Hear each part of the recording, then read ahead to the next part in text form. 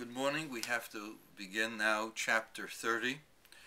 So after the person has learned how to deal with depression and has learned how to deal with the blahs, these are two major deterrents in self-help and self-betterment. That sometimes when a person is trying to help themselves, you get depressed, the things are not going the way they're supposed to go, and you just are not advancing as well as you should, and you've, especially if you haven't followed through on the advice that people have given you or the programs that people have given you, you can get depressed, and that can freeze you. Or the person can get into the blahs and not feel anything at all, and the person is going to go ahead and be without any kinds of feelings. So that gets the person motivated and excited and reinvigorated. Then there's another problem that comes up after the person has gotten rid of depression and has overcome the blahs indifference, and the person is now motivated.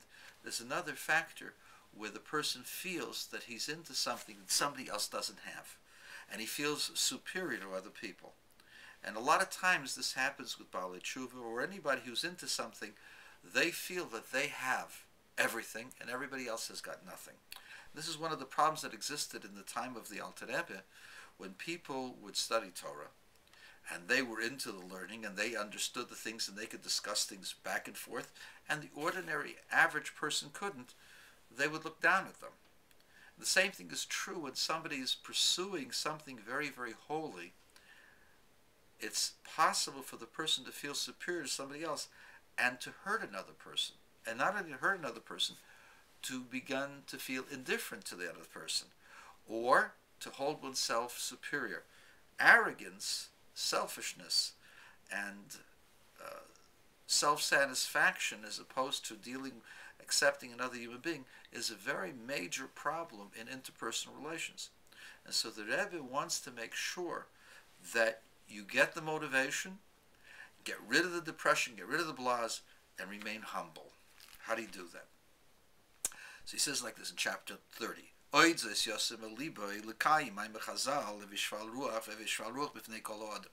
You have to be humble before every person, not just a Jew, but every person, even a Gentile, but certainly every single Jew in the community. Vehevi be'emes lamita, you should be truly humble in truth. Bifnei kol ha'odem mamish, in front of every person. Afilu b'pnei kal shebekalim, you should be humble when you're standing in front of the least observant person. V'hainu al pi maimer hazal, this is based upon what the rabbis tell us. Al to dinis chavercha ad shetagilim kaimer, don't judge the person till you're in that person's situation. Because the person's particulars cause him to sin. Because his livelihood is to sit in the marketplace. Kol hayim, the entire day, because he needs his livelihood by working all day.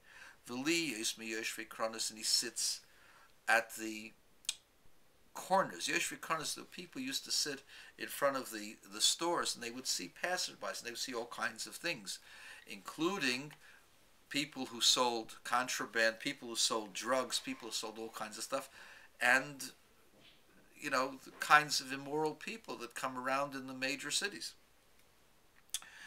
So since the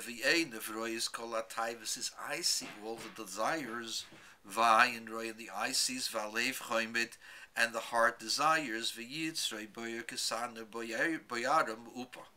his inclination is burning like a tremendously hot oven, like a pizza oven, like a matzah oven. If you ever seen a matzah oven, as it says in the prophet Hosea, who boyer ki yesh lahav, it's burning like an inflamed and intense fire. That's referring to the Yetzer Hara. It's burning with passion.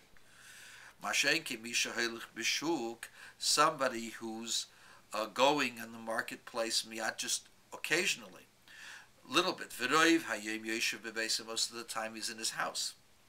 V'gamim heilich kol hayom b'shukin, even if he goes all day into the marketplace, yachal liyashein mechumen kol kach, it could be that he doesn't react. He's not so hot in his nature, kol kach b'tivay, in his nature. Ki ein hayetzer shavah b'chol nefesh. Every person has a different nature.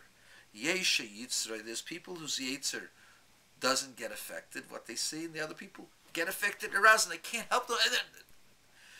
Commission is Bible says elsewhere. V'hine be'emes, in truth, gam mishu mechumim miyed b'tiva, even somebody who is very hot-natured, hot-blooded, uparnosa who lias miyashir koronis kol hayim, and his livelihood is to sit in front of the corners, in front of the wagons, or on a street corner all day. Ein leshum hisnatzlos, he has no excuse al chato for his sins.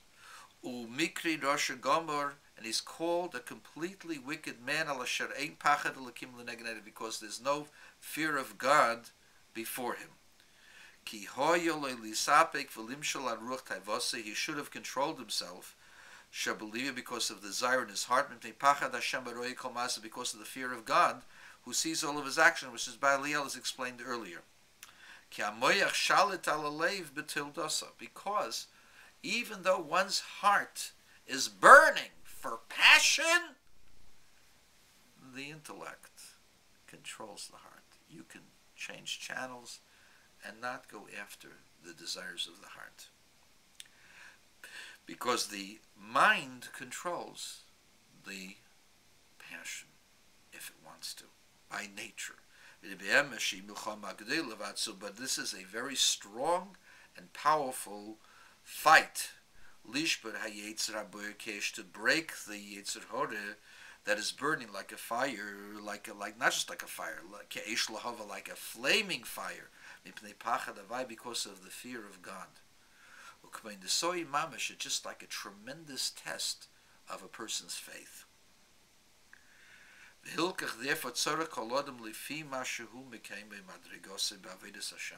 Each person, no matter where his station is in the service of God, he has to weigh and examine himself. The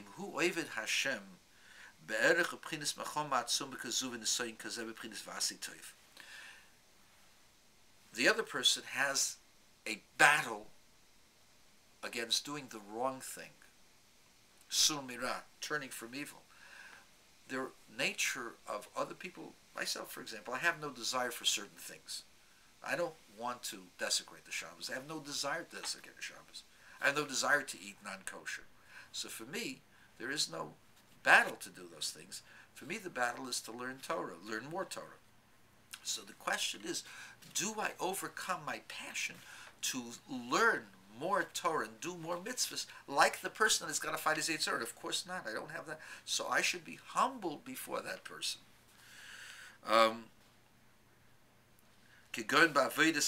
Such as the service of God in prayer, bekavona, with the intent, lishpech nafshe lifnei Hashem, to spill out his soul before God, bechol keichi mamish, with all of his power, ad mitzvah nefesh, to the struggle, the end of the powers of his soul, lilochim im gufay, to do battle with his body, v'nefesh abamish, when the animal soul, hamoinim hakavona, that restrict intent, b'milchom matzum, with a great fight, ulevatsham, and to beat them down, ulekatzam, to cut them to pieces, ka'ofer, like dust, kaidem atfil, before prayer, of shachris v'arvis, in the morning and the evening prayer, b'yom every day, v'gam b'shas atfil, and even at the time of prayer, liageya atzmai, to toil, b'yigias nefesh v'yigias boser, with his diligence and with his bodily strength, as explained, what will be explained later on at length.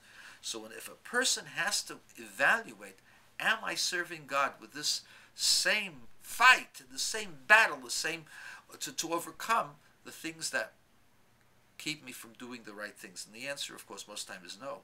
So why am I better than I'm not better than a person. I'm worse, because I know the truth and I know the difference.